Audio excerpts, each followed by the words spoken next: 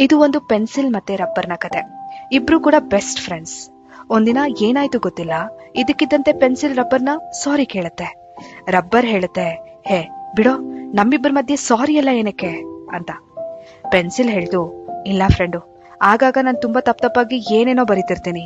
ನಾನು ಏನೇ ತಪ್ಪು ಮಾಡಿದ್ರು ಅದನ್ನ ಅಳಿಸೋಕೆ ನಿನ್ನ ತಾನೇ ತೇಯ್ದು ತೇಯ್ದು ಅಳಿಸ್ತಾರೆ. ಸ್ವಲ್ಪ ಸ್ವಲ್ಪನೇ ನನ್ನ ತಪ್ಪುಗಳನ್ನ ಅಳಿಸಿ ಒಂದಿನ ನೀನ್ ಇಲ್ದೆ ಹೋಗ್ತೀಯ. ಸೋ ಸಾರಿ ಕಣೋ. ಅದ್ಕೆ ರಬ್ಬರ್ ಹೇಳುತ್ತೆ, ಹೇ ಬಿಡೋ, ಕಡೆ ಪಕ್ಷ ನಿನಗ್ ಗೊತ್ತಲ್ವಾ, ನೀನ್ ಮಾಡಿದ ತಪ್ಪುಗಳನ್ನ ಅಳಿಸೋಕೆ ನಾನೊಬ್ಬ ಇದ್ದೆ ಅಂತ. ಸಾಕು ನನ್ಗಷ್ಟೆ. ನಿಜ ಏನು ಅಂದ್ರೆ ಫ್ರೆಂಡು, ನಿಮ್ ಲೈಫಲ್ಲಿ ನೀವೇ ಆ ಪೆನ್ಸಿಲ್, ನಿಮ್ಮ ಅಪ್ಪ ಅಮ್ಮನೆ ಆ ರಬ್ಬರ್. ಯಾವಾಗ ಈ ಪೆನ್ಸಿಲ್ ತಪ್ಪು ಮಾಡುತ್ತೋ ಮೊದಲನೇದಾಗಿ ಓಡಿ ಬರೋದು ಆ ರಬ್ಬರೇ ಆಗಿರುತ್ತೆ.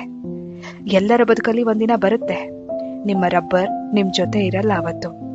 ಆದ್ರೆ ಎಲ್ಲಿವರೆಗೂ ಆ ರಬ್ಬರ್ ನಿಮ್ ಜೊತೆಗಿರುತ್ತೋ ಅಲ್ಲಿವರೆಗೂ ತನ್ನ ಪೆನ್ಸಿಲ್ ವಿಶ್ವ ದರ್ಜೆಯ ಹಾಗೂ ದೋಷರಹಿತವಾಗಿ ಇಡೋದಕ್ಕೆ ಪ್ರಯತ್ನ ಪಡುತ್ತೆ.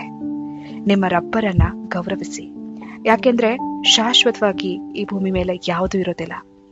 ನಿಮ್ಮ ರಬ್ಬರ್ನ ಸಾರಿ ಕೇಳೋದಾದ್ರೆ ಇವತ್ತೇ ಹೋಗಿ ಕೇಳಿ.